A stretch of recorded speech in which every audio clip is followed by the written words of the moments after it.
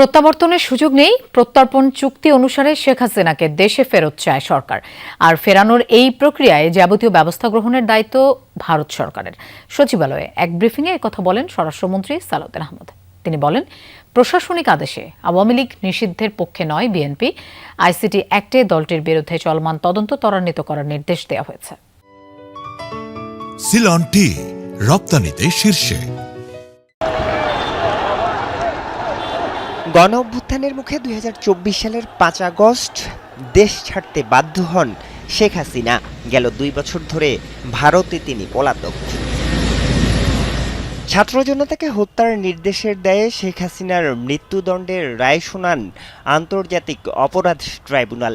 সাবেক প্রধানমন্ত্রীকে আইন অনুযায়ী দেশে ফেরাতে মোদি সরকারকে বারবার চিঠি দিয়েছে ঢাকা, কিন্তু সাড়া মেলেনি দিল্লির। এর মাঝেই রয়টার্সকে দেয়া সাক্ষাৎকারে দেশে ফিরে আদালতে আত্মসমর্পণের কথা বলেছেন শেখ হাসিনা। সচিবালয়ে এক ব্রিফিংয়ে এ নিয়ে কথা বলেন স্বরাষ্ট্রমন্ত্রী। বলেন, সাজাপ্রাপ্ত আসামি দেশে ফিরলে গ্রেফতার দেখিয়ে রায় কার্যকর করা হবে। তিনি আপিলের সুযোগ পাবেন কিনা তা আদালতের বিবেচ্য। প্রত্যাবর্তনের যে ঘোষণা ওখান থেকে মাঝে মাঝে দিচ্ছে, তো সেটা তো কিভাবে দিচ্ছে জানি না। আমরা তো তাকে আইনানুগভাবে ফেরত চাই। এক্সট্রাডিশন চুক্তি অনুসারে তাকে ফেরত দিতে গেলে তারা ট্রাভেল ডকুমেন্ট দিয়ে পাঠাবে না অন্য কোনোভাবে পাঠাবে, তারা সেই আইনানুগ ব্যবস্থাটা তারা নেবে। আমরা চাই আইনানুগ প্রক্রিয়ার মধ্যেই তিনি ফেরত আসুন।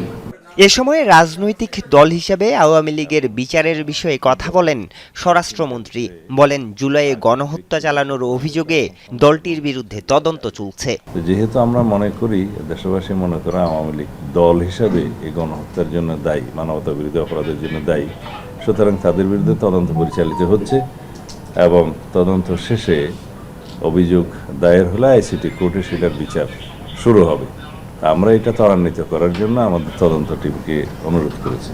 মন্ত্রী বলেন, জুলাই গণহত্যার নতুন নতুন কবরের সন্ধান মিলছে। প্রমাণিত হলে মৃত্যু তালিকায় পরিবর্তন আসবে। কবর খুঁজে পাওয়া যাচ্ছে আর কি, গণকবরের মতো। সেখানে ডিএনএ টেস্টের মাধ্যমে যদি এটা উদ্ঘাটিত হয়, তখন স্বাভাবিকভাবে শহীদের সংখ্যা বাড়বে।